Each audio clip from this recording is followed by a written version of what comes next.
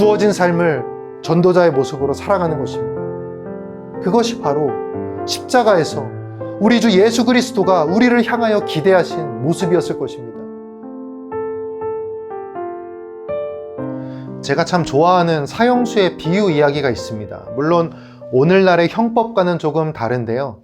어느 사형수가 사형 날짜가 잡혀가지고 사형대 앞에 서게 된 거죠. 근데 갑자기 연락이 와요. 당신이 석방입니다. 갑자기 이런 말을 듣는 거죠. 얼마나 기쁘면서도 어안이 벙벙했겠어요. 그 사형 집행관이 이렇게 말을 합니다. 당신 대신에 다른 사람이 죗값을 받겠다고 대신 사형대에 서서 그 죗값이 다 치루어졌다. 근데 그 사람이 이제 묻는 거죠. 아니 그게 누군데 나를 대신해서 죽었다는 거예요. 저는 이제 그러면 나가서 어떻게 살면 되는 거죠?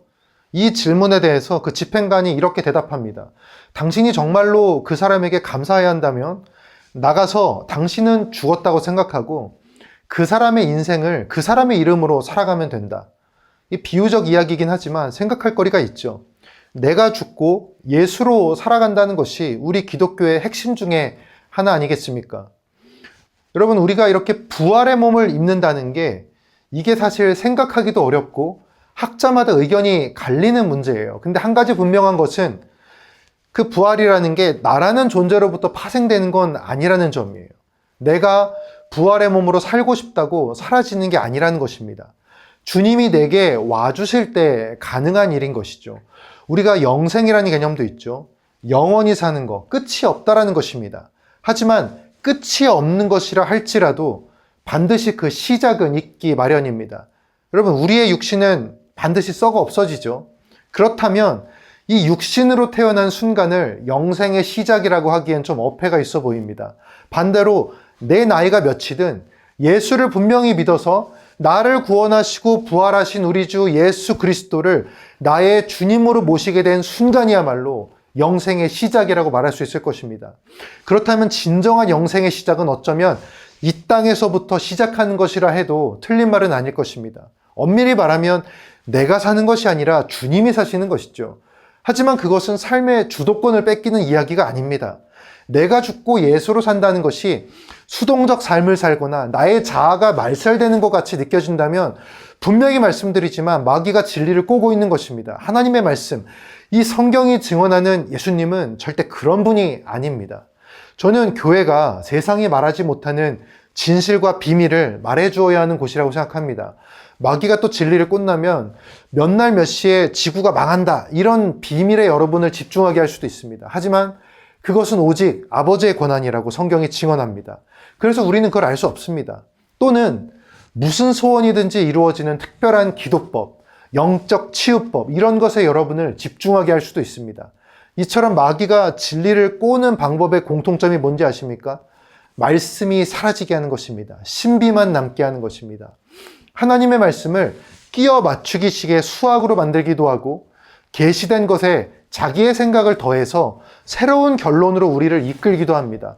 첫 인간 아담과 하와가 뱀에게 넘어간 것 똑같습니다. 하나님이 알려주신 지식은 선악과를 먹으면 우리가 죽는다는 거였죠. 하지만 뱀이 준 두 번째 지식은 다릅니다. 너희가 죽지 않는다. 하지만 그것은 거짓이었죠. 세상은 하나님을 계시된 것과 좀 다른 모습으로 표현하려고 노력합니다. 뱀은 하와에게 선악과를 먹으면 하나님이 마치 우리가 하나님처럼 될까봐 두려워하는 분으로 막 묘사를 합니다. 그런데 우리는 애초부터 하나님처럼 될 수도 없을 뿐더러 만약 열매를 먹어서 능력을 얻는다 하더라도 하나님이 얼마나 많은 능력을 갖고 계신지, 그리고 그런 능력 때문에 창조주가 되신 것인지 아무것도 모릅니다. 그런데 사람들은 마치 하나님은 이런 분이야, 하나님은 이런 생각이었어, 이렇게 하나님의 어떤 약점처럼 보이거나 마음에 안 드는 부분, 우리 생각대로 한 그것들을 파고들기 좋아합니다. 사실 거기에는 그리스도인들의 잘못이 큰 게 사실입니다. 주님은 우리에게 복음의 증인으로 살라고 명령하셨어요.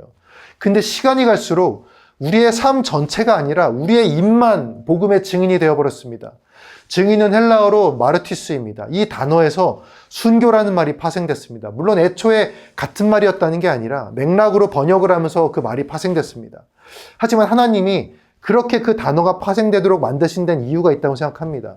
여러분, 법정에서 증인의 말은 결과를 바꾸기도 합니다.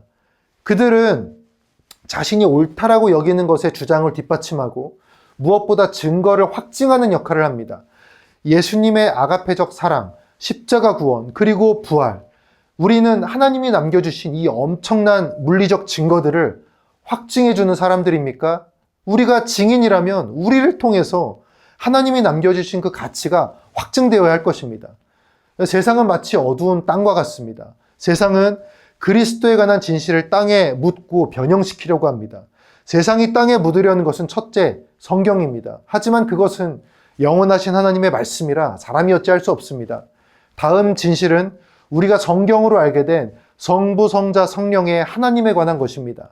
다양한 무신론이 판치고 구약의 하나님을 막 죽음과 재앙을 즐기는 존재로, 아들을 바치라는 명령을 막 이상한 존재로, 예수님을 유대 시골의 어느 촌뜨기 철학자로, 좋은 것을 알려준 그냥 선생으로 죽어 사라진 소크라테스나 아리스토텔레스 같은 사람으로 만들려고 합니다. 어떤 악한 자들은 자기가 하나님 예수라고 말하기도 합니다. 하지만 그것도 세상이 이기는 싸움은 아닙니다. 소크라테스는 죽지만 예수님은 영원합니다. 소크라테스에 관한 지식은 살아서 유익하지만 예수님에 관한 것은 죽음 후에도 영원합니다. 본능적으로 인간은 죽음이 다가올 때 기도와 찬양 가운데 숨을 거두지 어느 철학자의 이론 강의를 들으면서 숨을 거두려 하지 않습니다. 하나님도 마찬가지입니다. 우리가 하나님을 그렇게 생각한다고 해서 하나님이 우리의 생각대로 되는 분이 아닙니다. 그런데 어려움이 하나 있어요. 누구죠? 바로 우리. 세상이 우리의 증언을 묻으려고 할 때 우리는 뒷걸음칩니다. 이미 여러분들이 전도의 목소리를 내고 직장에서, 사회에서 예수님을 닮은 말과 행동들을 실천하려 할 때 누가 알아주지 않고 마치 땅에 떨어져 묻힌 것 같은 기분이 들 수도 있습니다. 하지만 여러분, 너무 걱정하지 마십시오. 여러분이 진정으로 예수님을 기억하려고 했던 모든 것들은 세상이라는 어두운 땅에 묻혀 썩을 쓰레기가 아니라 세상이라는 밭에 뿌려진 희망의 씨앗입니다. 그 씨앗은 주님이 자라게 하실 것입니다. 그러니 내가 하는 말 누가 신경이나 쓸까? 이런 생각하지 마시고 그것을 싹 틔워 사용하실 주님의 능력을 먼저 기억하셨으면 좋겠습니다. 우리 빌립보서 4장 7절에 보면 이런 말씀이 있습니다. 모든 지각에 뛰어난 하나님의 평강이 그리스도 예수 안에서 너희 마음과 생각을 지키시리라. 이 말씀은 하나님이 그저 감각적 능력이 뛰어나다는 게 아닙니다. 지각을 뜻하는 헬라어는 누스입니다. 이해력이라는 뜻에 가깝습니다. 뛰어나다는 휘페레코인데 초월하다라는 뜻을 갖습니다. 다시 말해서 빌립보서 4장 7절 모든 지각에 뛰어나다라는 말은 하나님께서 우리가 이해하지 못할 방법, 우리가 생각도 하지 못할 방법으로 우리를 지키고 인도하신다라는 뜻입니다. 그리고 그렇게 우리에게 온 그 평화가 하는 일이 무엇입니까? 우리의 마음과 생각을 그리스도 예수 안에서 지키는 것입니다. 하나님의 평강이라는 게 우리가 생각하는 방법과 모양으로 오는 것이 아니라는 것입니다. 그것의 대표적인 방법이 무엇입니까? 바로 십자가입니다. 죽음의 틀이 구원의 틀이 되는 저 말씀 그대로 우리의 이해력을 뛰어넘는 그 구원의 평강이 우리 주 예수 그리스도 안에서 우리에게 펼쳐졌습니다. 그런데 가끔 보면 하나님의 평강을요, 서울대 입학이나 대기업 취업, 각종 시험 합격으로 와야 한다고 믿는 분들이 있어요. 근데 분명히 말씀드리는데요, 그건 우리의 수준, 우리의 지각 수준에서 생각하는 평강일 수 있습니다. 하지만 하나님의 평강은 그렇게 썩을 육신의 것으로 오지 않습니다. 이런 말씀 하실 수 있죠. 기도해서 서울대 갈 수 있잖아요. 물론입니다. 하지만 기도 안 해도 서울대 갈 수 있어요. 공부 열심히 하면 예수 안 믿어도 서울대 갈 수 있습니다. 여러분, 교회 열심히 봉사해서 취업될 수도 있잖아요. 맞아요. 하지만 예수 안 믿어도요, 공부 잘하고 인턴십 많이 하면 대기업 들어갈 수 있어요. 우리 중 여러분 전도할 때 예수 믿고 서울대 가세요. 전도하는 사람 있나요? 혹시라도 있다면 당장 회개하셔야 됩니다. 예수 믿고 서울대 가는 게 아니라 예수 믿고 천국 가는 거죠. 우리 중 전도할 때 예수 믿고 아파트 청약 당첨 받으세요 하는 사람 있나요? 아니에요. 예수 믿고 청약이 아니라 구원받는 거죠. 예수 믿고 승진하세요라고 하는 분 계세요? 예수 믿고 승진하는 건가요? 아니요. 예수 믿고 거듭나는 거죠. 우리는 참 세상 것들 앞에 쉽게 흔들립니다. 저부터 회개해야 되고 참으로 믿음의 방향을 잃어버리는 경우가 많아요. 방금 말한 극단적 이야기를 입 밖으로 꺼내진 않겠지만 정말 저런 마음들이 내 마음의 중심에 없었나 한번 생각해보면 솔직히 자신 없는 경우가 많이 있어요. 방향을 잃은 거예요. 주님께 달려가야 하는데 방향을 잃어서 움직이기 힘든 거예요. 방향을 잃으면 움직이지 않거든요. 둘 중 하나예요. 멈춰 있거나 내가 왔던 길로 되돌아가거나. 주님께 달려가는 명확한 표가 있어야 합니다. 우리에겐 저거다라고 하면서 뒤도 안 돌아보고 달려갈 명확한 표대가 있어야 됩니다. 명확성이 필요해요. 신앙의 명확성. 그리고 세상 사람들이 예수 믿는 사람들을 보아도 명확해야 돼요. 저들은 예수 믿는다. 명확히 알아야 됩니다. 자기가 가난한데 다른 가난한 사람을 돕는다. 저들은 명확히 예수 믿는 사람들이다. 아주 온유하다. 저들은 명확히 예수 믿는 사람들이다.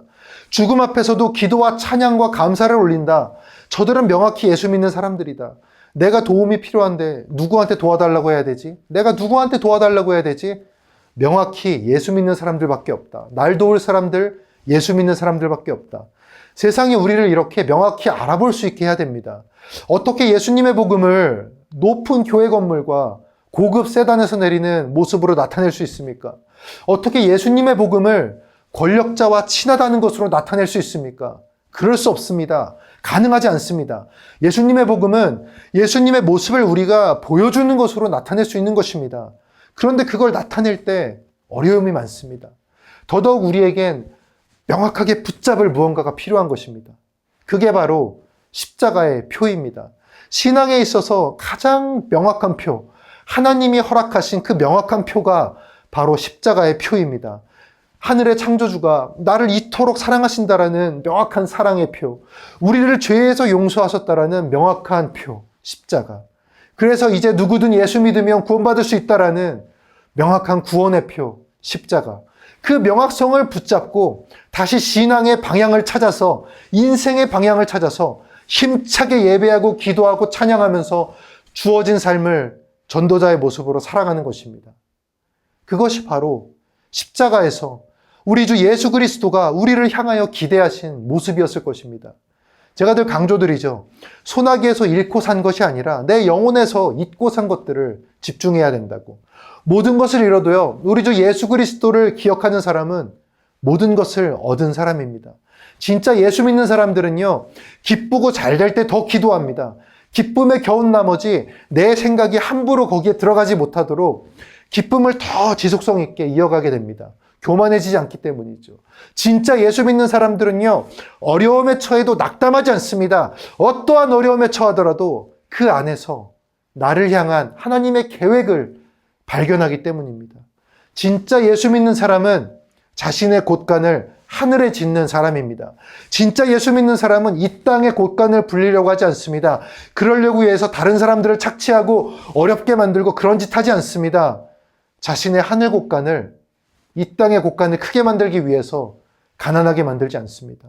과거의 핍박은 고난과 죽음의 위협이었습니다. 하지만 마귀가 깨달았어요.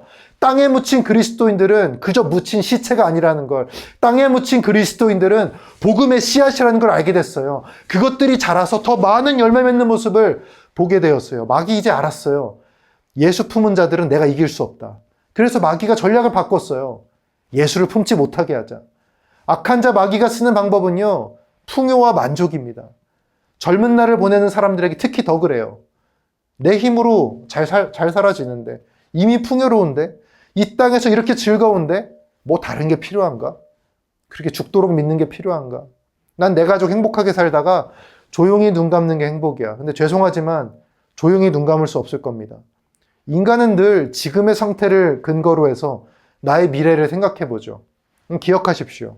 악한 자 마귀는 여러분이 아무런 힘도 쓰지 못할 때 그때 모습을 드러냅니다. 여러분이 지금처럼 건강하고 잘 나갈 때요, 악한 자 마귀는 여러분과 비슷한 건강하고 멋진 모습으로 여러분을 유혹할 겁니다. 근데 여러분이 무너지고 판단력이 흐려지고 외롭고 예수님과 멀어져서 두려워 죽게 될 때, 그때 가장 추악한 모습으로 여러분을 나타날 겁니다. 그러니 여러분, 저항할 수 있을 때 하루빨리 예수님을 믿으십시오. 그분을 믿는 자는 마귀가 공격은 할지언정 무너뜨리지 못합니다. 예수님을 믿음으로 예수님이 거두신 영적 승리가 그 십자가 구원이 나의 승리가 되는 것입니다. 그러니 여러분께 권면드립니다. 십자가라는 예수님의 표를 붙잡고 오직 예수님만 보며 살아가시길 바라겠습니다. 그러다 보면 그분을 닮은 사랑의 실천이 내 삶에서 열매처럼 발휘될 것입니다. 기억하세요. 사람들은 예수님을 하나님의 아들로 고백했는데 그 고백한 것이 예수님의 출생 기록을 보고 고백한 게 아닙니다. 그분을 통해서 진정한 사랑과 구원, 오직 하나님만이 줄 수 있는 형용 못할 사랑과 용서를 느꼈기 때문에 예수님을 하나님의 아들이라고 고백한 것입니다. 사랑은 주님의 강령입니다. 그런즉 믿음, 소망, 사랑 이 세 가지는 항상 있을 것인데 그중 제일은 사랑이라. 하나님은 사랑이시라. 사랑 안에 거하는 자는 하나님 안에 거하고 하나님도 그의 안에 거하시느니라. 우린 이미 얻었습니다. 예수님을 믿고 십자가표를 가슴에 새긴 우리는 이미 구원을 얻고 천국 백성이 되는 기쁨을 얻은 것입니다. 아울러 우리는 그 기쁨으로 뭐든 할 수 있습니다. 예수 믿고 십자가표를 가슴에 새긴 자, 우리는 할 수 있다고 스스로 세상에, 내 자신에게 선포해 나가야 되는 것입니까? 우리가 뭘 할 수 있습니까? 시험 합격이요? 승진이요? 건강 장수요? 네, 스스로 그것도 고백하시면 될 문제지만 우리가 진짜로 선포할 문제는 신의 능력을, 하나님의 능력을 우리도 할 수 있다는 것이에요. 어떤 능력입니까? 예수님 당신이 하신 그 사랑의 능력을, 희생의 능력을, 겸손의 능력을 우리도 할 수 있다는 것입니다. 그래서 예수님을 봐서 하나님을 세상이 알 수 있게 됐듯 우리를 통해 세상이 하나님을 알게 되는 것입니다. 어떤 상황에서도 이렇게 선포할 수 있습니다. 나는 예수의 사랑을 품은 자다. 그래서 화도 아니고 이익도 아니고 내 편의도 아니고 오직 사랑 하나로 문제의 답을 찾아 나가겠다. 그 답이 손해라도 나는 괜찮다. 그래서 사랑이 보여진다면 괜찮다. 그것이 나의 아픔과 창피함이라도 괜찮다. 그것으로 하나님의 사랑이 보여진다면 나는 괜찮다. 그렇게 주님의 사랑을 실천하다가 나의 달려갈 길 다 간 후에 주님의 품에 안길 수 있는 여러분이 되시길 소망하겠습니다. 한 주를 살아가는 우리의 마음이 그런 사랑의 선포가 가득 찬 예수 그리스도를 닮은 그런 모습이 되길 바라겠습니다. 정말 우리가 사랑을 실천하는 자로 이 세상에 하나님을 드러내는 자로 살아가기를 우리 주 예수 그리스도의 이름으로 소원하며 기도합니다. 우리 함께 기도하시겠습니다.